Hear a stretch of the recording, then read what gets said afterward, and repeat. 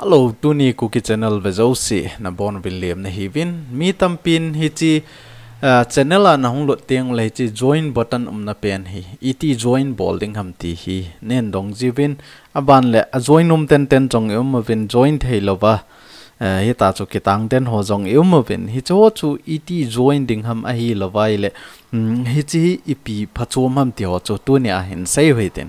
Phát mà sa trong chỗ cần xây ta in hi chapa hi level thum omen chlaya hi in bet sa lang hi chi tu le tu a member a join ho chu hi cho hi a hi ta ben amo hin mi nga a hi ta in tu le tu a join hi khat hi a hi le mal som nei sel le hi le ni ko a hi ta in aban le mang dongal hi ni get a hi ta in ama hi gold level a hi chi silver gold aban le diamond hi in mang dongel hi tu le tu a ama hi a level sang pen a hi in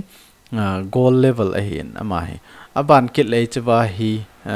zolin vai phe kit nen ama jong hi silver a hi in 8 days a hi ta in aban kit le alien alan boy kiti how kip ama jong hi 5 days a hi ta in silver level a hi in aban le chwa jong hi team ngai mel kiti silver hi ama hi ni khat bo hin alai hi cho hin ipi amu deu ham ti ai le chlaya neu cha a hil chen na hin nei kin hoiten hi chlai ho hi veleu chen nang hon na comment wa hi namin ban wa hi i ma cham lo hi chlai ho a jong hi veleu chen i ma cham lo hi cho hi nang hon emoji hi chu to bang hi na ke koi thu jiu ai in hi jong le namin ba na kho i ma cham lo hi tai thieng sel la hi in hi jong le tu a hi khat hen bet sa lang chlai velechon hichi members ho cho hi ben members on an commenting le cookie channel logo jong oma heta ho ama ho min bana hoi cho hi hin hi cho o mai le chun ama ho hi members a hi ve ti chu het na a hi in aba le chi members jong hi a sort dung jui wa cho a color hung ki helding ama ho level jong hung ki helding a hi in hi chi chu ga ve kit le hen hi chlaya hi vele chon chabai silver level o men hi chi som get la ko bo man a hi in ti chu 89 rupees bo a hi in hi chi 89 rupees a hi mili o ma hi in aban le gold level a hi khat bo na lai a hi in hi chi ga ve kit le chon hi chabai hi 6 beds aban le 6 emoji ho jong kan ko in hi chi lakhat a hi tiang le hi chi hi ding a hi in hi chi lakhat song si ai tai ding a hi in lakhat na hung wal teng le hi chi a color hung ki khel ding a hi in aban kit na cho na sot dung ju ya choi ta hi a color a chom choma hung ding a hi in aban kit le hi chi emoji jong hi nang ma na sot dung ju ya choi tai emoji za chom na mu ding na commenting le hi cho jong hi nangin na pi the hi ti jong chu hi cho hi ke mo lo hi in ti chu members so bo ven comment a bol ting le hi cho aja thei wa hi ti chu iga he thei ding wa kan sei hi in aban le hi chi silver level a hi chi 89 rupees hin pi chu hi le whatsapp ma jo hung ki koi ding hi ti a chu kan sei hi in hi chi whatsapp group chu hi chlai mi som an lin ting le WhatsApp group jong hong ki create ding hi ti a chu hong ki siam pan ding hi ti a chu kana sei hi in aban le hi chi gold level ho hin ipm model ham tele gold level ho hin ama hoi gold level ong thun tiang ole ama ho dinga hi video dang jong hong ki siam ding ama ho bo hin video cho amu thei deu hi in subscriber jo sin amu thei lo ding aban le ni chi diamond level a hi ipm tele lakhat sunga hi ni ve live stream ki bolding a hi in channel chung chang a hi lo le thil ki bol ho hi I chan ge ya bolding ham ai lo la hoi lai chu dei lo ham hoi lai chu hoi ki sam tho chu member hi na dung ju ya chu hi chabai discuss thei a hi ti jong chu iga het ding wa kan sei hi in aban le ka sei hi khat chu hi chlai gold level nong thun teng le hi chaphat le chun nang hon jong ipm khat thu nan do vai le hi chi nang ho thu do chu ignore ke bol loading agang thei pe na me dang ho subscriber mai ho sanga thil do ho sanga chu nang ho members ho thil do chu hung ki bol ma sading hi ti jong chu tu ni ai het ding wa chlaya hil chet na ka hin nei hi in aban kit le hi chi members joining dan hi azat chom ma omen ti chu Google Pay ang na join thei tu a Paytm a jong na join the hi e ho credit card นั่นเองเลยจนเครดิตการ์ดจุดจีดิ้งเห็นเดบิตการ์ดATMการ์ดตัวไอหอนอิจะหัวมาสเตอร์การ์ดที่หัวไอละไว้เลยรูเป้ที่หัวเวลวีซ่าที่หัวอาจีปอยน์ฮิจะอาจีที่ละไว้เลยมีตั้งปีจนจอยน์ที่จีปอยน์expiry date amin ho a hi lo le code ja chom koi wang ben errol hong ki ti ji a hen hi chu iti join ding ham ti chu tu ni a hen sei hoitin ichi a join ding dan chu ka sei ma banga chu ATM pin jaw lo ATM card ho jaw lo wa jong chu join the a hen hi china dinga chu ama sa pe na chu Paytm anga in Paytm na join o ma jong le na join the a in India a chu Paytm PhonePe a hi lo le Google Pay yong join the a hin la mundanga ho chun Google Pay na za the hi Google Pay ya ko na bank account na link ai le chun bailam ta na join jeng the hi ichla ya ga velo hen ichi join button na mi ting le ichi to banga hong ding a hin ken ka ga join a ka remove kit ja chu ka po do kit ja choi tai hin nangin jong ATM khana ita chuna po do ai le chewa hi renew membership tia na bol kit the hi ken hi chewa hi me le chun to hai a payment option hong di cho ita hi hong ki pay in tin hi chewa payment option hong ding hi in chi ke Mastercard na hin hi chi Mastercard na ne ya nang GPay to ti chu Google Pay to na link ai le chun I ma cha ngai lo wi chewa security code ti chu to na card na anung langa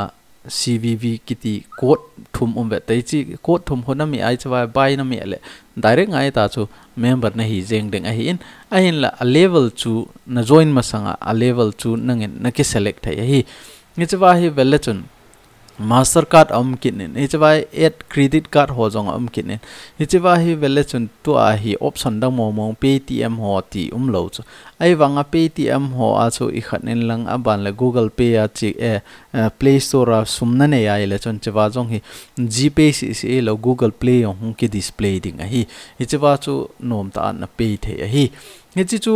GPay to bank account na link ai le nom ta na join the dan iga sei the wa hi in aban le tu hin Paytm a ko na ET pay ding ham ti le Paytm hi ta hi na phone na hong tai ti te na hon zo tiang le hi ta hi Paytm screen chu hong ding a hi in hi ta hi Paytm screen a hong zo tiang le hi chalai search button hi na me ding a hi search button hi me in lang aban le Play Store ti na type ding ai Play Store ti type le chon hi ta hi Play Store hong ding a hi in Play Store hong tiang le aban le izat na jaw no mam hi chi dung ju ya chu nangin hi chewa hi amount ti chu sum izat ham hi chu enter na bol zo ting le chewa proceed hi na me ding hi in proceed na me zo ting la anoi la ngai ga ve kit le chun hi chewa proceed to pay hong ki ti ding hi in proceed to pay chu khat be me kit le chun hi tai process hong ding hi in apply promo code ti aumin hi chewa hi chom khat ga nga le chun hi tai hong do ding hi in hi tai hong do ting le hi chewa pay hi na me ding hai ai lo vai le nangin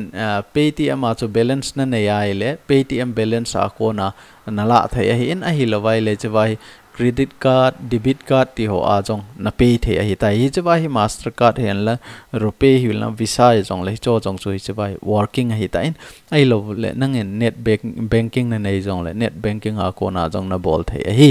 ai la Paytm a chu balance na nei ai le bai pen chu Paytm bol lang chawai pay me le chun eta chu process hong en tin Google Play a hi direct an hong ding processing hong ki ding processing jo le to chu succeed hong ki ding ai tai na sum chu Google Play a alut tai ti na a hin Google Play a alut ting la anoi langai ga vele chun your Google Play recharge code RS159 is tia hi chwa hi ai khat a redeem code an pi deu chi code hi hoita na ki mail chi ding na ki not la ding hi aban le na phone number ho jong hong ki ji ding hi chwa ni chi na phone number chu hoita na het ding hi aban le chi note down ke bol le chon pha hi te chu ji do an lang mun khana chu copy bol do an lang ki coin lang aban le tu a hi chi ahong zo tiang le chun abana hi Play Store na lut ding hi Play Store na hong lut ding Play Store na hong kit ting le hi chalaya 3 dot hi na mo ding hi a hin la hi chi Play Store na Gmail na za pen chu to email na za pen chu to na YouTube channel na Gmail chu akiba ngai hi ti chu na YouTube ma na Gmail pen chu to hi chalaya na Gmail hi kiba ngai hi hi chu na he them ding hi aban le chabai dot thum line thum ki kai pa hi chi khat vei me le chun na me zo teng la hi ta ali sung su ding hi in option chat thum hung ding hi anoi la nga cho chi su le chun redeem kiti ding hi chi redeem chu khat vei na me de redeem na me zo teng le in zo wa ga sei ji do an ka ti pen a redeem code pen chu hi chi pen chui chalaya hi na me ding hi chi redeem code chui chalaya na me zo teng le chwa hi redeem na me ding hi redeem na me zo teng le ta hi hung ding hi message khat hung ding hi in amin la hi chawai not now na me ding hi not now me phot nen lang not now na me zo teng le to a chu join button a me en lang ka sei ma banga chu join button a me le chun hi chi to bang hung ding hi in chawa hi nang en a level select en lang a level chu hoi lai pen na join om ham silver na join om ham gold na join om ham ai lo le diamond na join om ham hi chi dung zo ya chu select ball phot nen lang aban le chawai join na me ding join me le chun iza kai nanga chu complete ding hi hi chi chu hi chi chan chu hian Paytm ma et join ball ding ham ti chu a hian to a hi nangin GPay ti chu Google Pay ho a hi account na link sa hi len chawa ka sema banga chu bailam ta ita chu na joining the hi option hong pay jeng ding hi nangin hi chalai khat bei me le chun ita chu na GPay chalai renew ke a hi renew hi nanga chu join ding hi hi chawa hi na Mastercard ai lo le na Visa card to na GPay chu na join a hi le chun ni tai option hong jeng ding a hi chiwa ko na hi nangin a code chu na enter ai chawa buy na me le chi chu GPay bailam pen hi ai lo le nangin Paytm ho na bola ai lo le GPay ya chu nanga chu na account na link lo wa Paytm a ko na pi go na Google Play a hi le chun hi chiwa ko na jong hina mo ding hi chiwa hi tu a hi option lo a hi hi jong le nanga chu Paytm a ko na tu a isei ma bang wa Google Play a option ho chu Google Play a chu redeem nan bolai le hi chiwa jong hi Google Play chu hung ki ji ding hai in hi chala ya no mu ding hai na option chu hi chu na select ai chi dung ju ya chu buy na me de hi ta chu member hi join ki bol a hi in hi chi join ki bol a phat chom na chu a hi le to a ka sei ma banga chu contact nga ti chu direct nga jong hoita ki contact the hi in midang ho sa nga jong na thil do ho jong ne ta chu reply nan ki bol pi ding nang chu hi chi cookie channel a hi a member khat nei dung ju ya chu thana nei ti na a hi chi chu tu ni a hi chi member et join ding ham ti i sei che now hintin ATM hana nang ho na bol van he thim lo wai le comment a nin ki do ki thei wa hi chi chan chu tu ni cookie channel et join bolding ham ti sai thei naw hitan ti tu ni cookie channel ve jo si na chung win ka ki pa na ken phonge